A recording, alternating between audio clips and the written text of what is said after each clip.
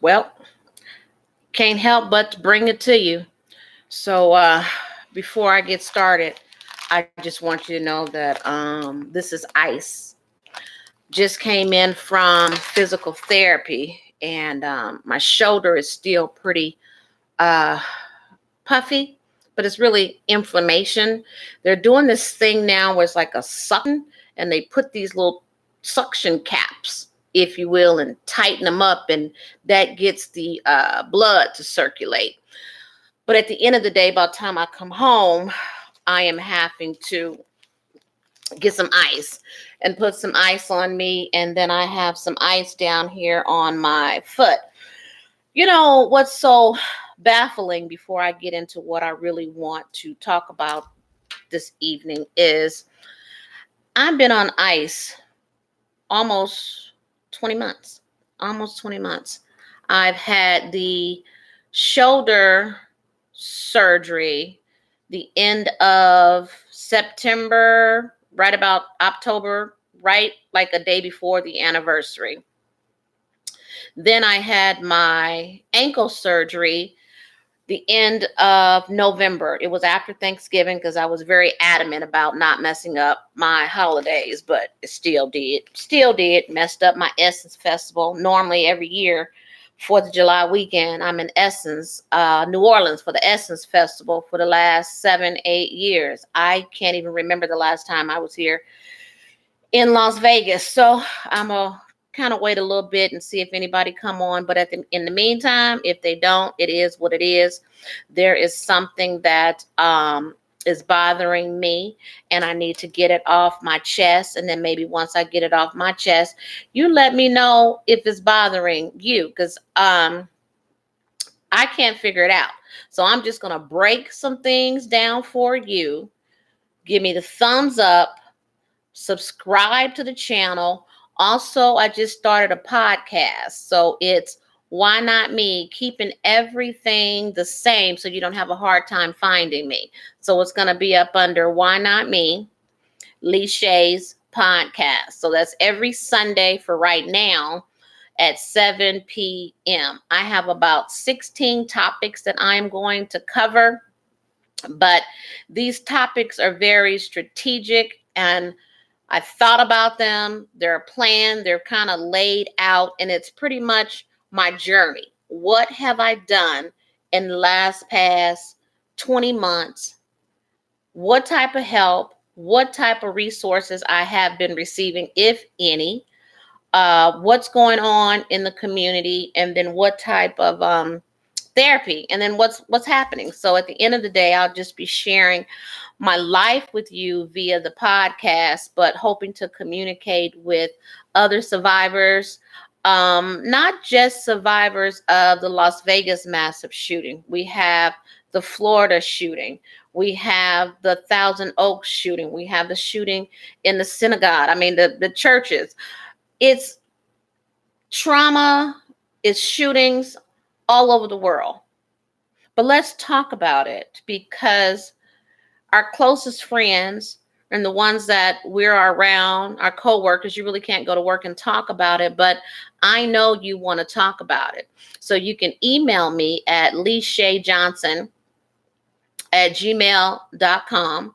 Make sure when you listen to the podcast, in the subject line, you put that topic that I was talking about. So when I respond to you, that's going to be up under the bonus. So for example, I just did living life as a survivor, and I believe that's episode number 4. So if you put living life as a survivor in the subject line, when you email me, I will let you know that I have read your email, and it'll be up under the bonus episode number 4, so that everything can stay in order. Okay. If you know anything about me, or if you haven't learned anything about me, I'm very strategic. I like to be organized, and I just like to have things in orderly. You don't make it as a director in the casino being scatterbrained and having stuff all over the place, where you won't be effective. So what I want to talk today about is the Vegas Resiliency Center. I need to pick this conversation back up, because this will be the final one on it, because I'm done with it. I talked about how to complete the application, giving you the information and letting you know that these funds were going to be available. Then I came back and told you that there is a criteria. It does not say criteria or protocol on the application that if you receive funds from victims of crime or you have been a recipient of Route 91 Strong, your paperwork is going to be sitting at the end of the basket because they want to try to get all of those that have never received any funds or solicit any help. I don't know where you've been in the past 20 months, but maybe you did not need any help. Maybe you were able to go back to work. Some of us, like myself, have not been back to work. So your situation, my situation, still really no different. So I really would like to see how they're going to wing through that. If you're not working, you're not working. But at the end of the day, we're talking about what, $500? And then guess what? They're going to refer you to another resource, and they probably haven't even checked it out because they're known for that, give you referrals, but they haven't checked it out. So these individuals supposed to be helping you manage your money.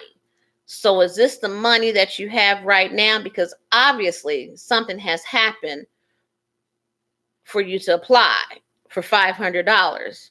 Or do they know something or they are preparing for you or for themselves? Because always somebody doing something for themselves. They not the kindness of their heart. That when you get your settlement, if you will, they already in line and they have all your personal information, and now they can help you manage your money, which will be your settlement money. I'm telling you, it's something. Ain't nobody gonna help nobody unless they got a plan down the line. So just watch what I tell you. Watch what I tell you, especially if you are an advisor and you're at a brokerage firm. So if you're at somewhere like Weyerhaeuser, Morgan Stanley, Payne Weber, Fidelity Financial, come on with me. You know, there's several financial advisors and broker firms that's out there. They're not trying to deal with somebody that cannot put money away because they want you to be able to get a money manager. So mark my word, there is some type of strategic something going on, because I told you on one of my YouTubes, when I went to the Vegas Resiliency Center, I was humiliated. The list of the information, it was like a referral sheet, if you will.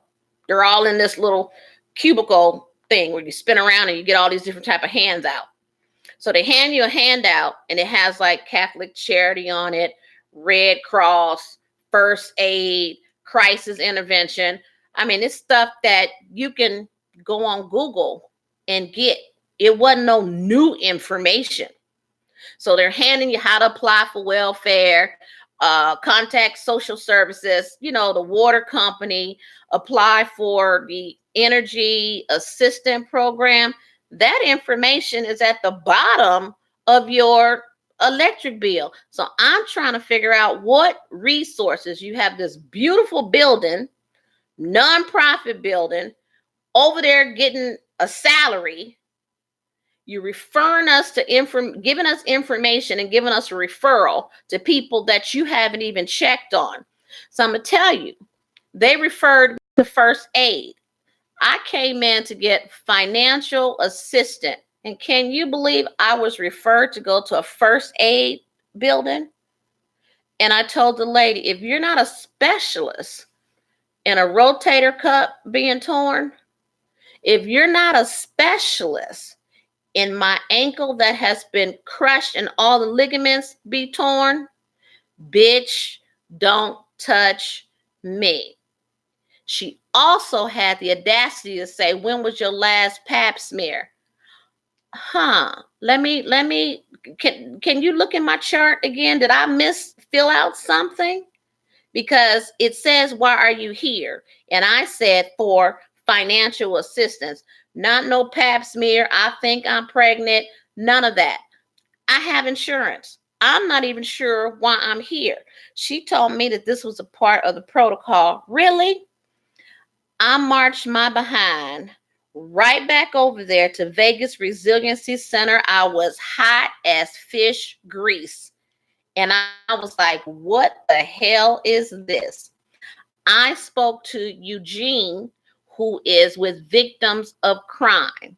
Eugene with Victims of Crime and Rebecca with Victims of Crime were the only two who helped me. To me, they were the only two that listened to my needs, and was able to make moves and do an plan. There's some chick in there, Andrea, with Metro. What I'm coming to Metro for? So basically, there's 9 different little offices, and in each office, there's someone. Metro, Victims of Crime, First Aid. I was there 7 hours. I repeat, 7 hours.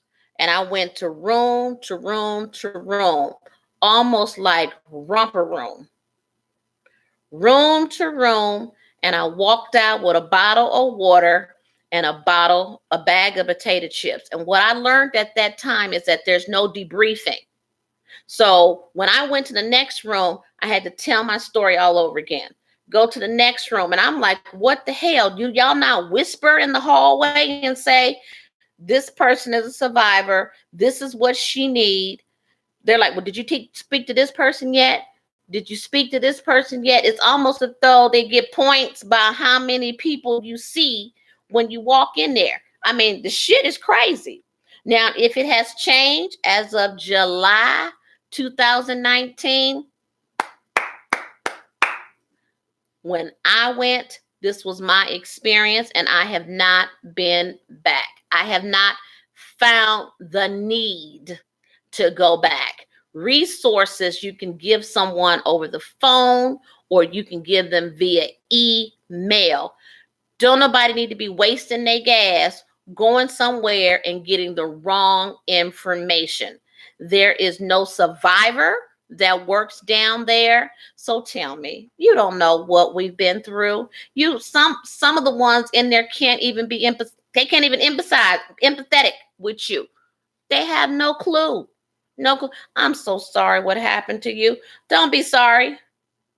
We're here to get some answers, and we're here to get some resources. Don't be sorry. So let me stick with what this video is supposed to be about today, because I'm about to go somewhere and I have no business going right now. I talked to you about filling out the application. I told you it was very simple. Then I came back and told you that your paperwork is going to go to the bottom. They are really going to be taking applications, looking at those that have never received anything before. So it is 20 months later. You're a Las Vegas resident and you never received anything before. Where you been? Where you been? So to me, they're trying to get everybody in the system. Get everybody in the system. Because I'm going to tell you, it's all about numbers and it's about statistics to get more money. Remember, I had a foundation too. So the more they can apply, they can justify why they're there. Because right now, I can't figure out why you're there. So now, I had to dig a little further and say, it's been 10 business days. I marked my calendar to follow up in 10 business days if I didn't hear anything or if I didn't receive anything in the mail. So neither. I sent an email. The girl was out. She apologized that she was out on Friday. She was sick. So that tells me one person that's checking all the emails. If she out, that means your shit just sit there. Okay. She apologized for being out. Great. I got that. People are sick. I get it. No big deal. I wanted to know who was the director and who was checking my paperwork, because I had to send my pay stubs. I had to send bank statements in. Are you a financial analyst? Are you a financial advisor? Can't be, because you getting ready to refer us to somebody that can help us manage our money. So by us sending you our pay stubs, our bank statements, and you're the director. So you're going to look through everybody's bank statements and pay stub and make a decision if you're going to help that person or not. But you are not a financial advisor. Okay? Remember that. Remember that. Also, I needed to find out where was my paperwork and what was the criteria. You guys, I was blown away when I got an email from the director saying, we have not received the funds yet. I was like, what the hell? So you come out on the news, you hit every media circuit and you say, we are with Vegas Resiliency Center and we are here to help you. Fill out this paperwork, send us your pay stubs, send us your bank statements. We got $500. You can collect $500 twice and 4 times in a lifetime. So basically, you can collect $2,000 as a survivor over your lifetime. Now, most of us got pending lawsuits. If you end up getting your money within the next year or so, you ain't gonna need no damn $500. So they're gonna stretch that out as far as they can stretch it out. You need help now, or you wouldn't have filled out the application. So they don't have the money. So I respond, why do you go out in the general public and on your application, we are here to help you, and you don't even have any funds? That's like a realtor just got a new listing, put a sign on the house and say house is for sale, and then she didn't went and spend her commission and the house haven't even sold. Or you writing a check and you don't have no money in the bank. How do you solicit applications and you don't have any money? What dumb ass approved that to go out? You have to be looking like an ass right now, because you will want to wait until you have the money in your hand. This is hearsay. You don't even know how much money you are going to receive. How many applicants can you help? Really? Let's take it even a step further, you guys. Guess where the funds are coming from? Now I'm really blown away. Route 91 Strong, a California nonprofit who has helped myself and several other survivors.